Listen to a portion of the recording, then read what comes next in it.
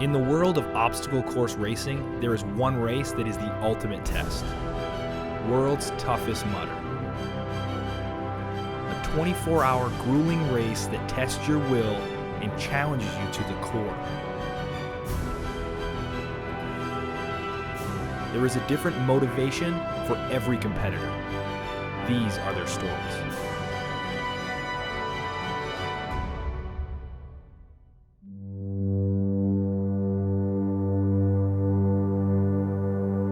I do have a disability.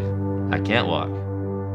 But with that disability came so many more strengths that I don't know if we hung out for the day, if you would notice that I wasn't walking by the end of the day. Yeah, everyone has a handicap. You know, some people have tunnel vision. Some people can only see what their goal is. Some people can only see which way they're going.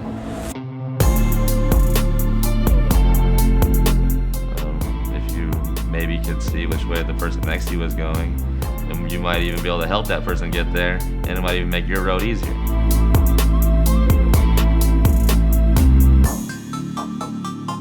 A lot of handicaps just on the way people view life in general. Just they put a handicap on themselves. They don't think, you know, they let other people tell them they can't, so they don't do it. I don't understand that.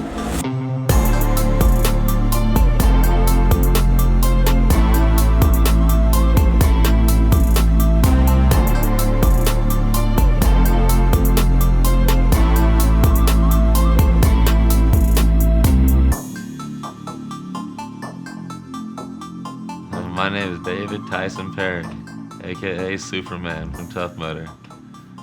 Yeah, the nickname Superman was given to me by other people, by somebody else. Well, then my girlfriend at that time, she bought me a Superman cape. The Superman shirt and cape that I wear when I do these Tough Mudders, she bought that for me because she said it was time for me to live up to being the Superman that they already said that I was. You know, I can't let these other people down that have believed in me for so long. If they're gonna believe in me, then I should believe in myself and push myself to that limit. So like, I played sports and stuff growing up. I threw a touchdown pass against the rival Elk Grove. You know, I've hit a game-winning shot against the rivals in basketball. You know, so I've heard the crowd cheer before. And I signed up for the first Tough Mudder. What hooked me? You go over that first wall. I've never felt anything like it. Nothing.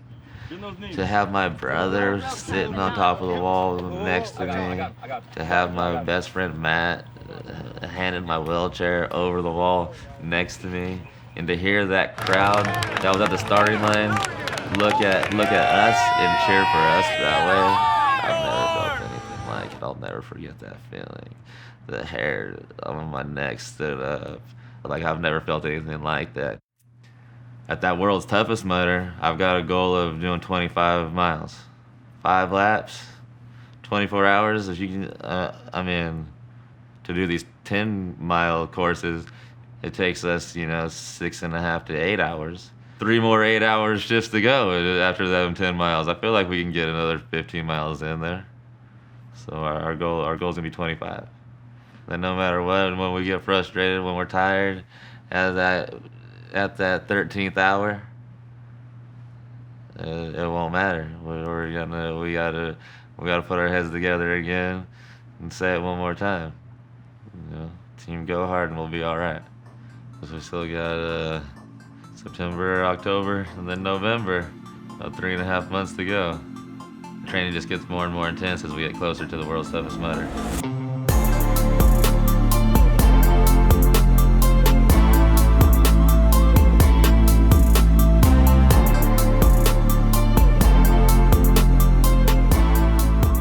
I try to go on about anywhere from 4 to 7 miles a day.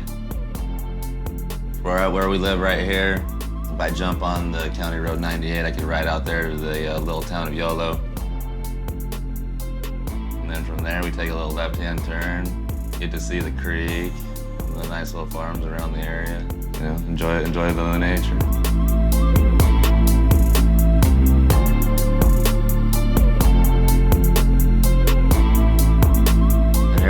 top of the overpass, it reminds me of the good saying, the higher you climb, the better the view.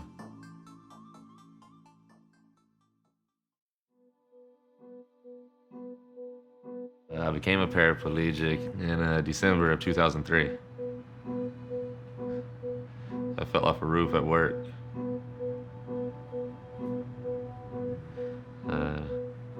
I broke my back before I hit the ground because I hit the porch roof and broke my 3 ribs and broke my back. And then I did a whole 180 flip and landed on my head like I was trying to spike myself into the ground. Broke my right collarbone. But I definitely have said before, and I'll definitely say it again, like, I wouldn't change it.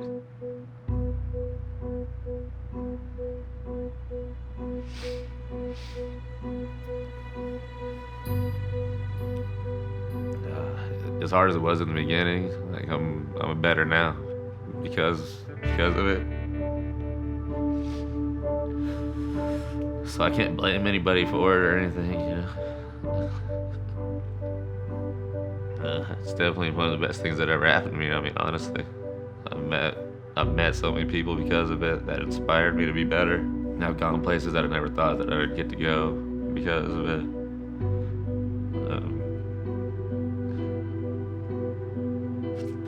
My relationships with my family is probably better because of it. I mean, me falling off the roof is harder for other people. That's actually why I get emotional like this. It's not even, I don't even get emotional like this talking about it for myself. I think about it how everybody else has to be, how everybody else feels about it, you know?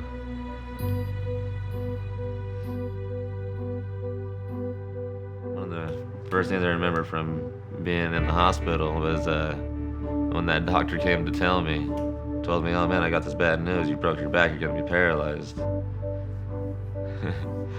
And I told him, oh man, I don't even know your name, let's start over.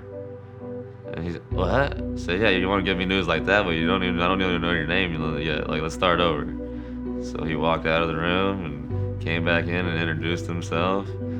And gave me the same business about gonna have a broken back and not being able to walk type of thing. But then he told me, but with that kind of spirit, I think you're gonna be all right. And like I always remember that because at that time I didn't even know what he meant. I didn't know what spirit he was even talking about.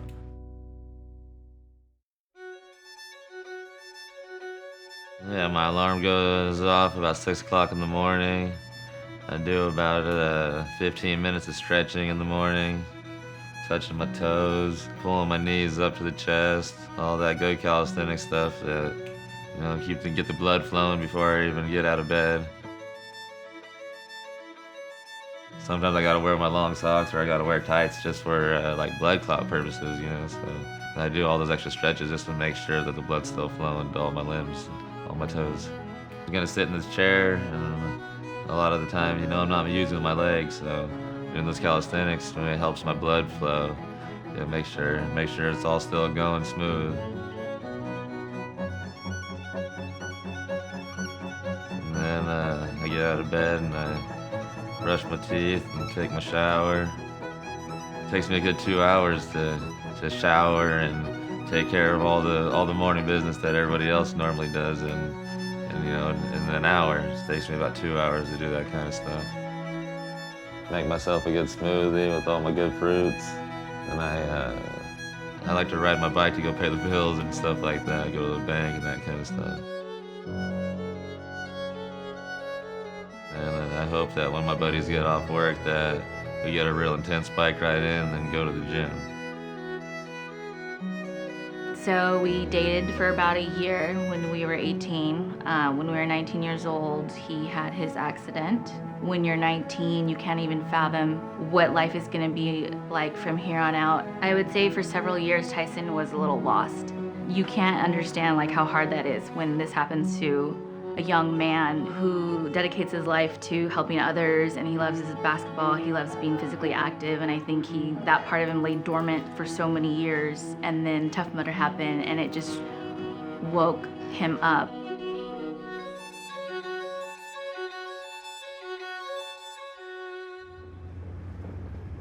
training keeps me in a routine, so it keeps me on a routine of everything, eating healthier.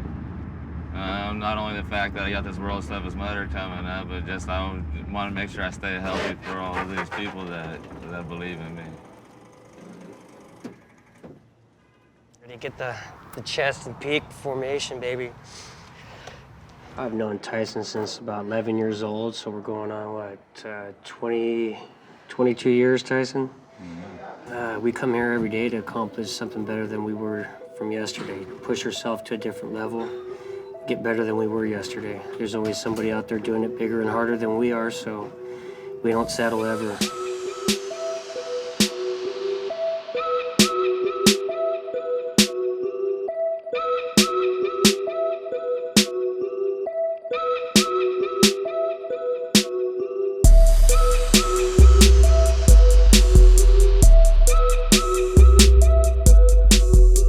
Getting ready for this World's Toughest Mudder, and I go to the gym. I'm gonna do every dumbbell workout you could possibly imagine, and then even make up a couple. And then maybe doing some of these. Would that be pushing? Oh yeah, no, that would be perfect. Okay, so I'm gonna do this workout here, sitting on the bench, so that way I'm working out my stomach muscles too. Since I don't really control those stomach muscles, you know, it's gonna add another element. Trying to keep my balance the whole time I'm lifting these 5 pounds up. That's why I'm gonna use a lighter weight. So I don't knock myself over with not having the stomach muscles properly. How you feeling? You like it? Yeah, these are gonna be perfect. I'm really watching you as I'm blowing up over here. I like it. Multitask. If I tried. No, that's an extra strain on my stomach. I don't know if I could do 3 sets that way, you know? But I'll have to work into that. You know, I don't know what muscles are going to be used for this World's Toughest Mudder. I don't know what muscle is going to be used. After that muscle gets tired, you need another one to work. And being that I only got these arms and shoulders and back to do it, they need to be able to work from any angle from every situation. All right, Tyson, so I'm saying 18, but you're wanting to go up to 20. I'm feeling pretty proud right now. You're making these adjustments. You're taking the will to get there. Yeah. Get ready for the World's. We do that exercise at the end. It's something that he kind of wanted to test himself with the shoulder strength and everything else, something he uses often. You know, you can measure things based on reps and weight, but there's a stamina that you can't really measure. And that's what we just take it to that point, because a lot of the World's Toughest Mudder too is not all physical, but mental and stamina as well. Get angry. You're there. Wait. Done. That's what I'm talking about, bro. Getting it. Good shot. Grind. We grind to shine. Shine with grinding. Dude, it's all in the ingredients. It's in the ingredients. Dude, give this guy a towel. This guy gets a water for doing a good job today. Getting water treats. That's what I'm talking about.